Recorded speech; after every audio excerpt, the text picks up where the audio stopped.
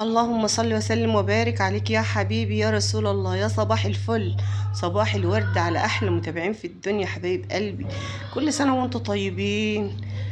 بمناسبة شهر رمضان هنعمل النهاردة بقى شوية فول، انما ايه، زبدة زبدة كده، ولا تشتري من بره ولا تكلفي نفسك ولا تعرفي هو مصدره ايه ولا هو معمول ازاي. بصوا بقى، مش عايزة اقول لكم كريمي وتحفة، وما خدش نص ساعة اقسم بالله على النار، ما خدش نص ساعة لان هديت النار عليه. يلا نخش على الفيديو شوف هنعمل الجمال ده ازاي.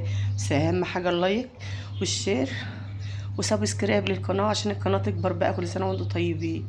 اللهم صل وسلم وبارك عليك يا حبيبي يا رسول الله. صباح الفل على عيون حبايب قلبي، كل عام وانتم بخير. اللهم بلغنا رمضان، يا رب دخل السرور على بيوت المسلمين جميعا، وصبر كل من فقد حبيب وعزيز له يا رب. النهارده حبايب قلبي ربنا يصبر كل من كان على مبتلى. يا رب صبر كل مبتلى يا رب. كل سنة وانتم طيبين يا حبايب قلبي. هنعمل النهاردة شوية فول مع بعض كده عشان ما نشتريش من بره. والله العظيم بيدوا بره ب10 جنيه فول. بصوا مش عايزة اقول لكم ما ياكلوش عيلين. طبعا الفول ده يعني بصوا وجبة رئيسية في السحور. بصراحة كلنا بنحبه، هو يعني مشبع للسحور. بصراحة أقل لقمتين فول كده بيشبعوكي ويخلوكي طول النهار الحمد لله يعني شبعانة وكده. فالمهم يعني قلت النهارده نعمل مع بعض كده. ده كيلو من الفول يا جماعه. انا بليته كده من بالليل.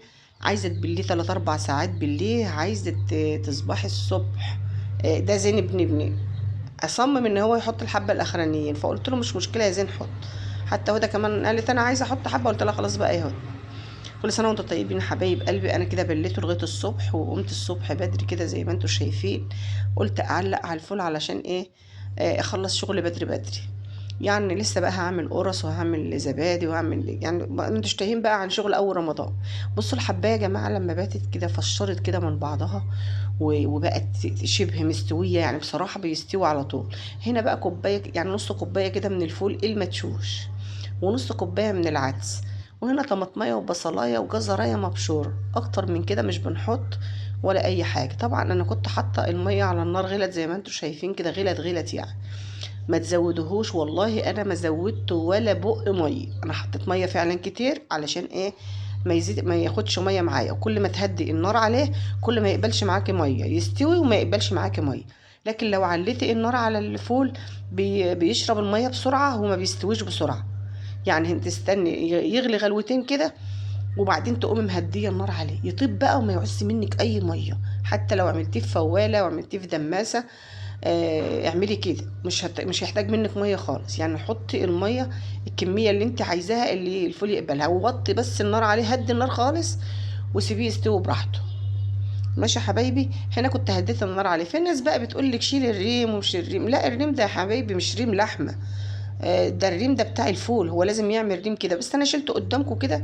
بس هو ملهوش اي لازمه انك تشيليه، عادي يعني شلتيه ما شلتوش عادي.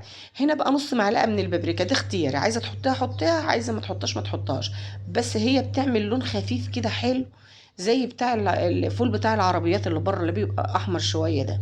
فانا بحب اللون ده، يعني مش احمر اوفر. يعني انا لو زودت شويه، حطيت معلقه كبيره، هيبقى احمر جامد. انا مش عايزاه احمر جامد، انا عايزه بس الميه تلون خفيف كده معايا.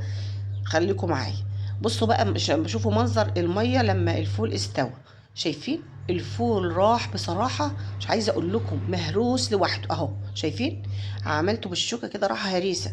والله العظيم هو ما خدش كتير ولا حاجه، يعني خد من نص ساعه لساعه الا ربع. بس اهم حاجه النار تكون هاديه. بس كده.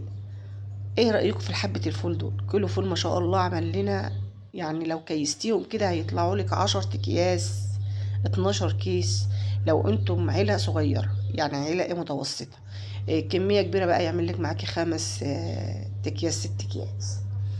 ماشي. انا طبعا ما كيستهوش قدامكم، بس انا بقول لكم يعني. اما يهدى بقى خالص كده ويبص تلاقيه بارد خالص خالص خالص، كيسيه في اكياس لبن، اكياس تلاجة يعني، وحطيه في الفريزر واسحبي بقى. كل ما تيجي طبعا انت عارفه ان انت هتتسحري الساعه كام. في ناس بتتسحر بدري وفي ناس بتتسحر متاخر. تطلعي الكيس بقى ساعه بعد ما تفطري كده، تطلعي الكيس على الرخامه اول ما تيجي تسحري هيكون فك خالص. هتعملي حبه الطحينه، حبه الزيت، عايزه تعمليه بطماطم، عايزه تعمليه بفص توم، زي ما بتحبيه اعمليه. هنا كنت بقى حطيت لكم كده حبه من الملح وشويه بقى من الزيت كده، وجبت بقى الطحينه اللي انا عاملاها اللي ما جابتش مشاهدات خالص. والله ما جابت مشاهدات خالص يا جماعه، ليه بس مش عارفه. فيديوهاتي حلوه قوي وما بتجيبش مشاهدات. قولوا لي فيا ايه غلط، قولوا لي فيا ايه غلط، بس وانا اعمل لكم اللي انتوا عايزينه، بس قولوا لي في الكومنتات اي حاجه. هنا حطيت بقى شويه من الكمون كده زي ما انتوا شايفين بقى، وتحطي عصره ليمونه بقى. وبصي مش عايزه اقول لك بقى، مش عايزه اقول لك، طبق فول يستاهل 100 جنيه. بجد طبق الفول البيتي ده يا جماعه يستاهل 100 جنيه. مش هقولك يستاهل 20 جنيه، لا يستاهل 100 جنيه. بالنسبة للي بره يستاهل 100 جنيه. بصراحة بصراحة الفول كان تحفة تحفة تحفة. وحط بقى شوية من الشطة لو انت بتحب المشطشطة يا مشطشطة. حط بقى وهرسي بقى بالشوكة، والله ما عايزة لا كوباية ولا خلاط ولا اي حاجة. شايفين الفول عامل ازاي يا جماعة؟ زبدة. وكمان المية بتاعته تقيلة كده ومية زبدية كده، مش مية سايلة كده، لا لا. انا مطلعاه بميته قدامكم. بصوا مش عايزة اقول لكم. الطبق الفول ده بقى يساوي 100 جنيه. كلي بقى بالهنا والشفا. الله. كلي بقى باللقمه كده والف هنا على قلبك، وكل سنه وانتم طيبين يا حبايب قلبي. واشوفكم في فيديو جديد، والسلام عليكم ورحمه الله وبركاته. الله يكتب بقى.